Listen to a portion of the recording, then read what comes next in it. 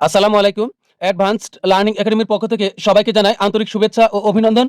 সুপ্রিয় অষ্টম শ্রেণীর শিক্ষার্থীরা, আজ সমাধান করব তোমাদের গণিত বইয়ের অনুশীলনী ৩ অর্থাৎ পরিমাপ এই অধ্যায়ের অঙ্ক নং ১৩, ১৪ এবং ১৫। এটা দেওয়া আছে তোমাদের ২০২৬ সালের গণিত বইয়ের পৃষ্ঠা ৪৪। আজ সমাধান করব ১৩, ১৪ এবং ১৫ এই ৩টি অঙ্ক। শুরুতেই ১৩ নং প্রশ্ন। একটি আয়তকার চৌবাচ্চার দৈর্ঘ্য ৫.৫ মিটার, প্রস্থ ৪ মিটার এবং উচ্চতা ২ মিটার। উক্ত চৌবাচ্চাটি পানি ভর্তি থাকলে পানির আয়তন কত লিটার এবং ওজন কত কিলোগ্রাম হবে? অর্থাৎ এখানে একটি চৌবাচ্চার কথা বলা হয়েছে, যেই চৌবাচ্চার দৈর্ঘ্য ৫.৫ মিটার, প্রস্থ ৪ মিটার এবং উচ্চতা ২ মিটার। এখন এই চৌবাচ্চাটি যদি পানি ভর্তি থাকে, তাহলে সেই পানির আয়তন হবে কত লিটার এবং সেই পানির ওজন হবে কত কিলোগ্রাম। অর্থাৎ আমাদেরকে দুইটি উত্তর বের করতে হবে, একটি হলো কত লিটার এবং অপরটি হলো কত কিলোগ্রাম। অঙ্কটি সমাধান করার জন্য এখানে যা যা দেওয়া আছে আমরা শুরুতেই দেওয়া আছে দিয়ে সেগুলো লিখব। ১৩ নং প্রশ্ন দেওয়া আছে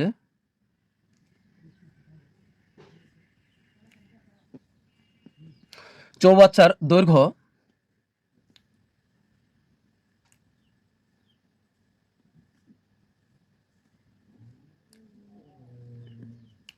সমান ৫.৫ মিটার,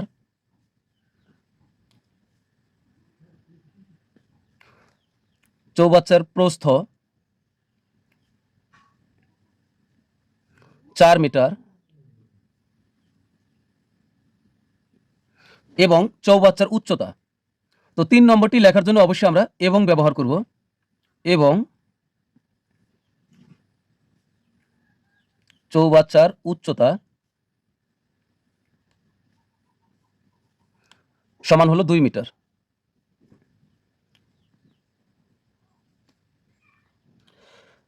আমরা জানি চৌবাচ্চার আয়তন সমান দৈর্ঘ্য গুণন প্রস্থ গুণন উচ্চতা। তাহলে এখন যেহেতু এখানে আমাদের দৈর্ঘ্য আছে, প্রস্থ আছে আর উচ্চতা আছে, তাহলে এখন বের করব চৌবাচ্চার আয়তন। সুতরাং চৌবাচ্চার আয়তন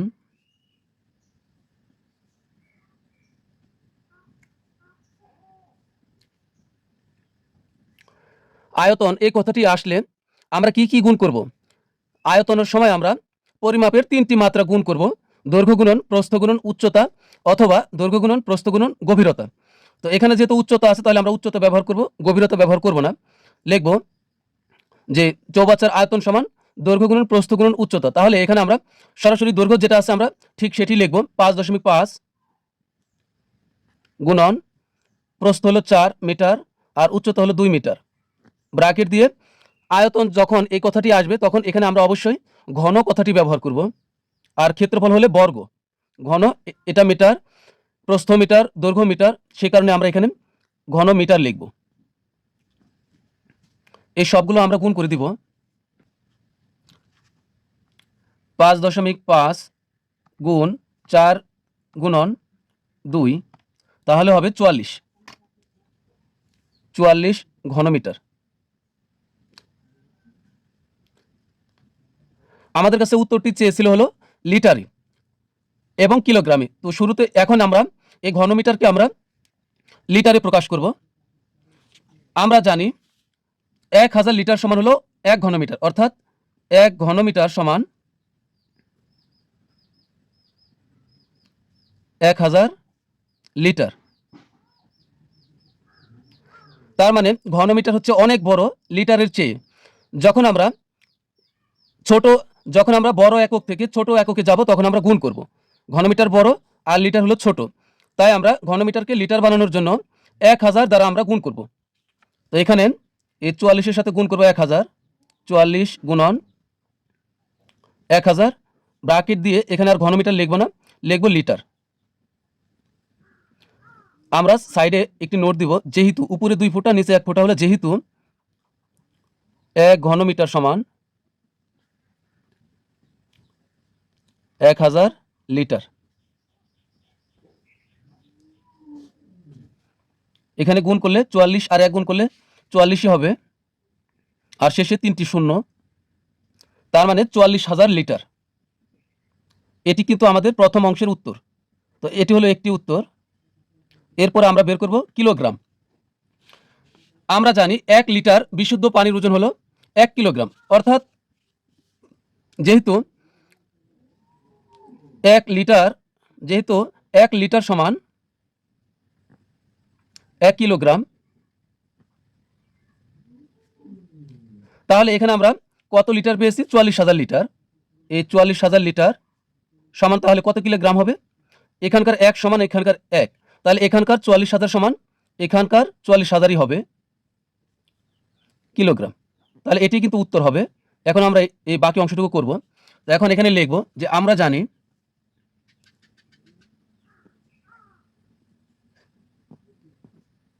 আমরা জানি 1 লিটার বিশুদ্ধ পানির ওজন, ময়লা পানি হলে কিন্তু হবে না, বিশুদ্ধ পানি লাগবে। আমরা জানি 1 লিটার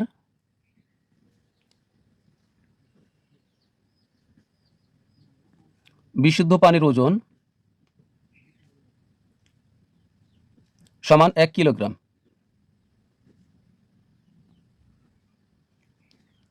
অতএব ৪৪,০০০ লিটার বিশুদ্ধ পানির ওজন, এখানে 1 গুণন এই ৪৪,০০০ কিলোগ্রাম। তাহলে এখানে হবে গুণ করলে 1 দ্বারা ৪৪,০০০কে গুণ করলে ৪৪,০০০ হবে, ৪৪,০০০ কিলোগ্রাম। এটি কিন্তু আরেকটি উত্তর। এরপর আমরা সমাধান করব ১৪ নং প্রশ্ন। ১৪ নং প্রশ্ন, আয়তকার একটি মাঠের দৈর্ঘ্য প্রস্থের ১.৫ গুণ প্রতি বর্গমিটার ১.৯০ টাকা দরে ঘাস লাগাতে ১০,২৬০ টাকা ব্যয় হয়। প্রতি মিটার ২.৫০ টাকা দরে ওই মাঠের চারদিকে বেড়া দিতে মোট কত ব্যয় হবে? এখানে একটি আয়তাকার মাঠের কথা বলা হয়েছে, যে মাঠের দৈর্ঘ্য প্রস্থের ১.৫ গুণ, মানে হলো ১.৫ গুণ, মানে প্রস্থ যত হবে দৈর্ঘ্য হবে তার ১.৫ গুণ, কারণ দৈর্ঘ্য বড়। আর প্রতি বর্গমিটার ১.৯০ টাকা দরে ঘাস লাগাতে ১০,২৬০ টাকা ব্যয় হয়। আর সেই আয়তাকার মাঠের প্রতি মিটার ২.৫০ টাকা দরে ওই মাঠের চারিদিকে বেড়া দিতে মোট কত ব্যয় হবে? তো এখানে সর্বপ্রথমে এই অঙ্কটি সমাধান করার জন্য আমরা দুইটা ক্ষেত্রফল বের করব। আয়তাকার মাঠের দুইটি ক্ষেত্রফল বের করব। তো এখানে ক্ষেত্রফল বের করতে হলে তো দৈর্ঘ্য আর প্রস্থ লাগবে, যেহেতু আয়তাকার মাঠের ক্ষেত্রফল হবে দৈর্ঘ্য গুণন প্রস্থ। তো এখানে কিন্তু সরাসরি কোনো দৈর্ঘ্য বা প্রস্থ কোনোটিই নেই। তো এখানে দৈর্ঘ্যের চেয়ে প্রস্থটা ছোট, মূলত সে কারণে আমরা প্রথমেই প্রস্থের একটি চলক ধরে নিব। গণিতের ভাষায় আমরা জানি কোনো কিছুর মান দেওয়া না থাকলে একটি চলক ধরে নিতে হয়। তাহলে আমরা ধরে নিব যে মনে করি আয়তাকার মাঠের প্রস্থ ক মিটার। তুমি চাইলে কর পরিবর্তে অন্য যে কোনো অক্ষর তুমি ব্যবহার করতে পারবে। মনে করো এটি হলো একটি আয়তাকার মাঠ। আয়ত কাকে বলে তা আমরা জানি, যে চতুর্ভুজের বিপরীত বাহুগুলো পরস্পর সমান ও সমান্তরাল তাকে আয়ত বলে। এটি হলো দৈর্ঘ্য, এই দৈর্ঘ্যের বিপরীত দৈর্ঘ্য হলো এটি, অর্থাৎ এই দুটি সমান। আবার এটি হলো প্রস্থ, এই প্রস্থের বিপরীত প্রস্থ হলো এটি, এই প্রস্থ দুটিও সমান। দৈর্ঘ্য বড় আর প্রস্থ হবে ছোট। তো এখানে আমাদের প্রশ্নে উল্লেখ আছে এই আয়তকার মাঠের প্রস্থ যত দৈর্ঘ্য হবে তার ১.৫ গুণ। তো এখানে প্রশ্নে যেহেতু সরাসরি কোনো দৈর্ঘ্য বা প্রস্থ উল্লেখ নাই, তাহলে আমরা যদি প্রস্থ ধরি, যে মনে করি আয়তকার মাঠের প্রস্থ ক মিটার, তাহলে এটা হলো ক মিটার, তাহলে এটাও কিন্তু ক মিটার হবে। আর দৈর্ঘ্য হবে ক এর ১.৫ গুণ, তার মানে হবে ক গুণন ১.৫ গুণ হবে দৈর্ঘ্য। ১.৫ মানে কিন্তু ১.৫। এখন এখানে আমরা সর্বপ্রথমে দুটি ক্ষেত্রফল বের করব। তো এখানে আমরা লিখব যে মনে করি আয়তকার মাঠের প্রস্থ ক মিটার, প্রস্থ ছোট, আগে আমরা প্রস্থকেই ধরব। মনে করি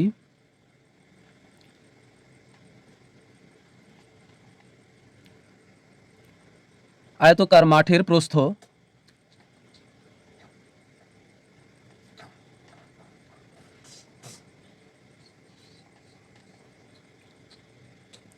সমান ক মিটার।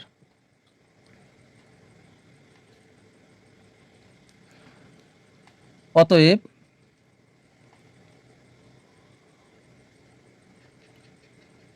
আয়তকার মাঠের দৈর্ঘ্য হবে ক গুণন 1.5 মিটার।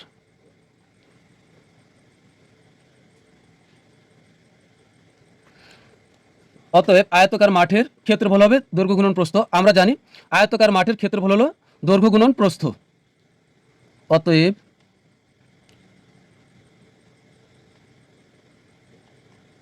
আয়তকার মাঠের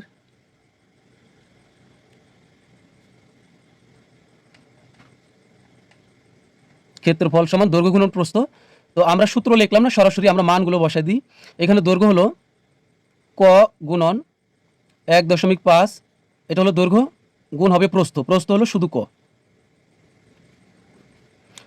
যখন আমরা ক্ষেত্রফল এই শব্দটি ব্যবহার করব তখন এখানে অবশ্যই আমরা লিখব বর্গ মিটার।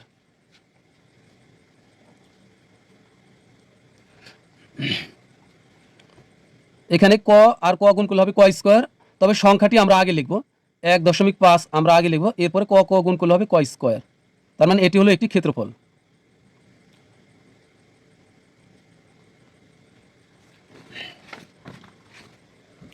এবার প্রশ্নে দেখো এখানে দেওয়া আছে, এখন আমরা কিন্তু আরও একটি ক্ষেত্রফল বের করব। তো এখানে দেখো প্রতি বর্গমিটার 1.90 টাকা দরে, প্রতি বর্গমিটার মানে হলো 1 বর্গমিটার, প্রতি বর্গমিটার 1.90 টাকা দরে ঘাস লাগাতে 10,260 টাকা ব্যয় হয়। এখানে দশমিকের পরে দুটি শূন্য আছে, এই দুটি শূন্যর কোনো দাম নাই, এটা না দিলেও সমস্যা নেই। তার মানে এখানে 10,260 টাকা ব্যয় হয় আয়তকার মাঠের যতটুকু জায়গাতে ঘাস লাগাতে, ঠিক ততটুকু জায়গায় হবে এই আয়তকার মাঠের ক্ষেত্রফল। যেহেতু এখানে প্রতি বর্গমিটার কথাটি উল্লেখ আছে, আর বর্গমিটার কথাটি কখন আসে? যখন ক্ষেত্রফলের কথা বলা হয়। এখান থেকে আমরা একটি কথা সাজাবো। প্রতি মিটার আছে, তো প্রতি মানে হলো 1, আমরা লিখব যে 1.90 টাকা ব্যয় হয় 1 বর্গমিটার ঘাস লাগাতে। 1.90 টাকা ব্যয় হয় 1 বর্গমিটার ঘাস লাগাতে।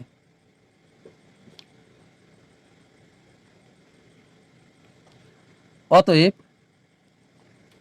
1 টাকা ব্যয় হয়, এই 1/1.90 টাকা হবে 1/1.90 বর্গমিটার ঘাস লাগাতে।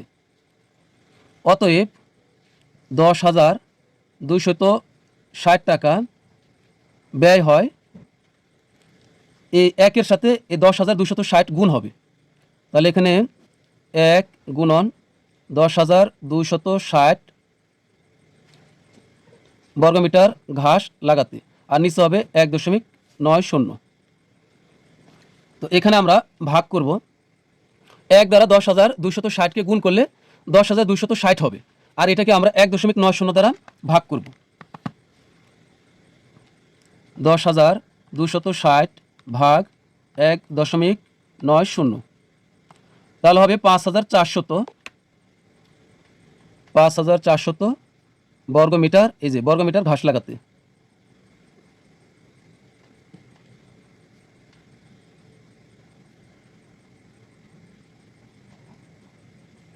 যেহেতু এখানে বর্গমিটার এই কথাটি উল্লেখ আছে, তার মানে এটি হলো ক্ষেত্রফল। তার মানে আমরা এখানে একটি ক্ষেত্রফল পেলাম, এর আগে আমরা শুরুতে আরও একটি ক্ষেত্রফল পেয়েছি। একটি অঙ্কে যখন একই জিনিস দুইবার পাওয়া যায়, তখন এখানে প্রশ্ন মতে বা শর্ত মতে লেখেন যে দুইটি জিনিস পাওয়া গেছে একই রকম, তার একটি লিখতে হবে সমানের বাম দিকে, অপরটি লিখতে হবে সমানের ডান দিকে। তাহলে এখন আমরা প্রশ্ন মতে লিখব।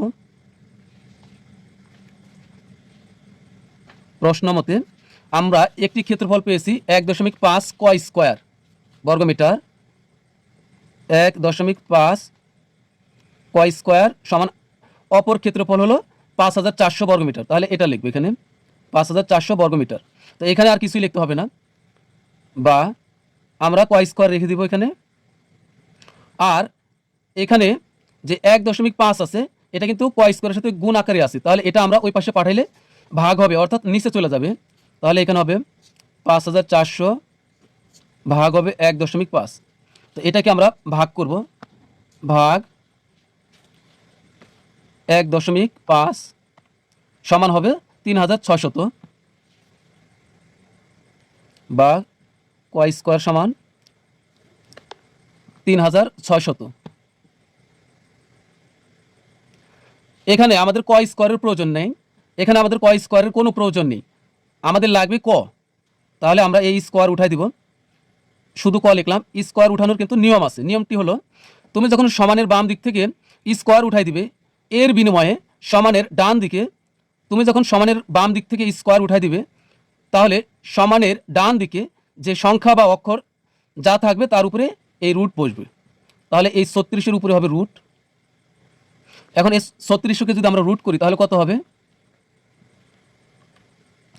হবে 60। অতএব ক সমান হলো 60। আমরা ক সমান কি ধরেছিলাম? আমরা ধরেছিলাম আয়তাকার মাঠের প্রস্থ সমান ক মিটার। তার মানে কর মান পেয়েছি আমরা 60 মিটার, কর মান পেয়েছি 60। তার মানে হচ্ছে আয়তাকার মাঠের প্রস্থ হলো 60 মিটার। সুতরাং আয়তাকার মাঠের প্রস্থ সমান 60 মিটার।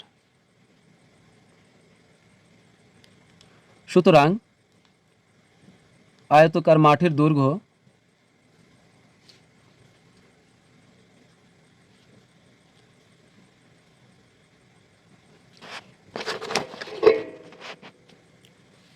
আয়তাকার মাঠের দৈর্ঘ্য হবে এই 60-এর সাথে গুণ করতে হবে কত? 1.5।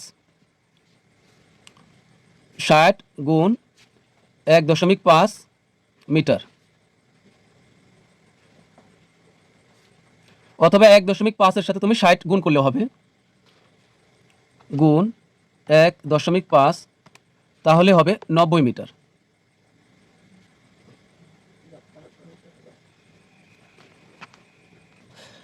আমাদের অঙ্কের প্রথম ধাপ কিন্তু সম্পূর্ণ হয়ে গেছে। এরপর দেখো এখানে আছে প্রতি মিটার 2.50 টাকা দরে ওই মাঠের চারদিকে বেড়া দিতে মোট কত ব্যয় হবে? আয়তাকার ওই মাঠের চারদিকে বেড়া দিতে আসলে কত ব্যয় হবে? এটি হলো আমাদের আয়তাকার মাঠ। এখানে আমরা দৈর্ঘ্য পেয়েছি হলো কত? 60 মিটার। এটি হলো 60 মিটার। আর প্রস্থ পেয়েছি কত?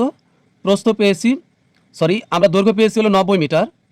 আমরা আয়তাকার মাঠের দৈর্ঘ্য পেয়েছি 90 মিটার, তাহলে এটাও 90 মিটার, এটাও দৈর্ঘ্য। আর প্রস্থ পেয়েছি 60 মিটার, এটাও 60 মিটার।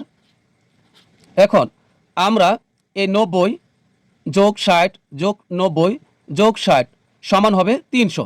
এখন এই 300-র সাথে যদি আমরা প্রতি মিটারে কত খরচ হয়? 2.50 টাকা। এখন এইখানকার 90 60 90 60 এই সবগুলো যোগ করলে হবে 300। এই 300-র সাথে যখন আমরা 2.50 গুণ করব তখনই আমরা উত্তর পেয়ে যাব। অর্থাৎ আমরা চতুর্দিকে যদি বেড়া দিতে চাই তাহলে বেড়াটি কিভাবে দিতে হবে? এইভাবে দিব, এইভাবে দিব, আবার এইভাবে, আবার এইভাবে। তার মানে হবে তুমি যখন আয়তাকার মাঠের চতুর্দিকে একবার প্রদক্ষিণ করবে, এটি হবে একটি পরিসীমা। কার পরিসীমা? এই আয়তাকার মাঠের পরিসীমা। আর পরিসীমার সূত্র হলো কি? 2 গুণন দৈর্ঘ্য যোগ প্রস্থ, অথবা এই চারটি বাহু যোগ করলে যা হবে এটাও আয়তাকার মাঠের পরিসীমা। তো এখন আমরা বের করব আয়তাকার মাঠের পরিসীমা। পরিসীমা হবে কত? 300 মিটার। আর 300 মিটারের সাথে আমরা 2.50 গুণ করলেই আমরা উত্তর পেয়ে যাব। জায়গা নেই, আমি অন্য পৃষ্ঠাতে করতেছি। তো এখানে আমরা লিখব, আমরা জানি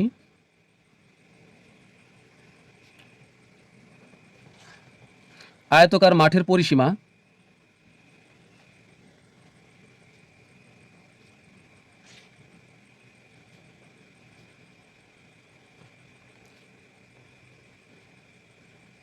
সমান 2 গুণন দৈর্ঘ্য যোগ প্রস্থ, দৈর্ঘ্য যোগ প্রস্থ। তুমি যদি চাও যে এখানে এই সূত্র লিখবে না, সরাসরি তুমি যে মান পেয়েছো দৈর্ঘ্য আর প্রস্থ ওটা বসাবে, তাও হবে। তো এখানে 2 এর 2 এই গুণ দেওয়া বাধ্যতামূলক নয়, ব্র্যাকেট দিলে হবে। তাহলে এখানে আমি 2 গুণন, এখন এখানে দৈর্ঘ্য কত পেয়েছি 90, যোগ প্রস্থ কত পেয়েছি 60 মিটার, এখানে কিন্তু মিটার হবে, পরিসীমা হলে মিটার। 2, 90 আর 60 যোগ করলে 150, এই 150 মিটার সমান হবে 300, 2 এর সাথে গুণ করলে 150, তাহলে হবে 300। তো এখন আমরা একটি কথা সাজাবো। 1 মিটার বেড়া দিতে ব্যয় হয় 2.50 টাকা, অতএব 300 মিটার বেড়া দিতে ব্যয় হয় 2.50 গুণন 300, তাহলে কিন্তু আমরা উত্তর পেয়ে যাব। এখানে মিটার লিখতে হবে, যেহেতু প্রশ্নে আছে প্রতি মিটার বেড়া দিতে ব্যয় হয় 2.50 টাকা, প্রতি মানে হলো 1, তার মানে 1 মিটার বেড়া দিতে ব্যয় হয় 2.50 টাকা,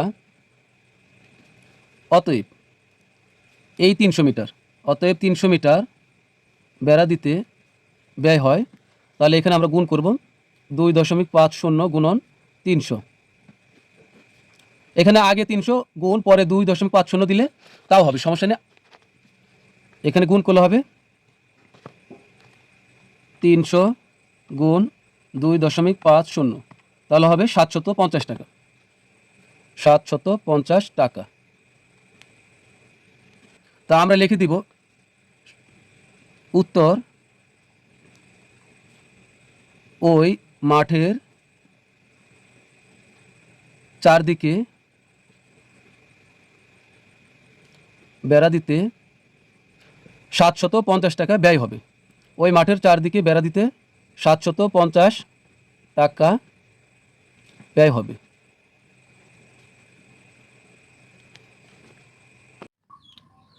15 নং প্রশ্ন, একটি ঘরের মেঝে কার্পেট দিয়ে ঢাকতে মোট 7,200 টাকা খরচ হয়। ঘরটির প্রস্থ 3 মিটার কম হলে 576 টাকা কম খরচ হতো। ঘরটির প্রস্থ কত? এখানে দেখো প্রশ্নে উল্লেখ আছে প্রস্থ যদি 3 মিটার কম হতো, প্রস্থ 3 মিটার যদি কম হতো তাহলে খরচ হতো, প্রস্থ যদি 3 মিটার কম হতো তাহলে 576 টাকা খরচ কম হতো। তার মানে 3 মিটার কার্পেট দিয়ে মোড়াতে 576 টাকা খরচ হয়। যেহেতু 3 মিটার প্রস্থ কমাইলে খরচ কমবে 576 টাকা, তার মানে এই 3 মিটার প্রস্থ, তার মানে 3 মিটার ঘরের মেঝে কার্পেট মোড়াতে খরচ হয় 576 টাকা। তাহলে এটাই আমরা লিখব যে 3 মিটারে খরচ হয় 576 টাকা। 15 নং প্রশ্ন, তো আমরা শুরুতেই এই শর্তটি আমরা লিখব যে ঘরটির প্রস্থ 3 মিটার কম হলে 576 টাকা খরচ কম হতো, টাকা খরচ কম হতো।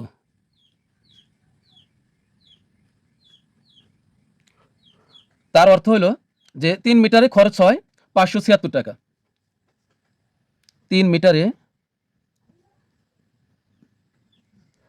খরচ হয়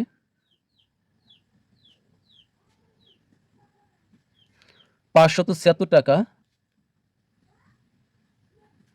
অতএব 1 মিটারে খরচ হয় 576 বাই হবে 3 টাকা। এখন এটা আমরা ভাগ করে বের করব, 576 বাই হচ্ছে 3, তাহলে হবে 192 টাকা, 192 টাকা। এখন আমরা লিখব যে 192 টাকা খরচ হয় যখন প্রস্থ 1 মিটার, যেহেতু আমরা মিটার বের করব, ঘরটির প্রস্থ কত মিটার এটা বের করব, সে কারণে আমরা মিটার হাতের ডান দিকে রাখবো। 192 টাকা খরচ হয় যখন প্রস্থ 1 মিটার। তাহলে এখানে আমরা লিখব অতএব 1 টাকা খরচ হয় যখন প্রস্থ 1 এই 192 নিচে দিব 192 মিটার। অতএব 7,000, এটা কিন্তু প্রশ্নে আছে, 7,200 টাকা খরচ হয় যখন প্রস্থ, এখানে বেশি হলে এখানে কি গুণ হবে, তাহলে 1 গুণ 7,200 ডিভাইডেড বাই 192 টাকা। এখন এই 1 দ্বারা 7,200কে গুণ করলে কিন্তু 7,200ই হবে। 7,200 ভাগ 192 সমান হবে 37.5 মিটার। 37.5 মিটার। তাহলে ঘরটির প্রস্থ, উত্তর, ঘরটির প্রস্থ 37.5 মিটার। প্রিয় শিক্ষার্থীরা, আজকের মতো আমাদের ক্লাস এখানে শেষ। পরবর্তী ক্লাসে আমরা সমাধান করব 16, 17 এবং 18। পরবর্তী ক্লাস দেখার আমন্ত্রণ জানিয়ে তোমাদের কাছ থেকে বিদায় নিচ্ছি। তোমরা সবাই ভালো থাকবে, অনেক ভালো। আল্লাহ হাফেজ।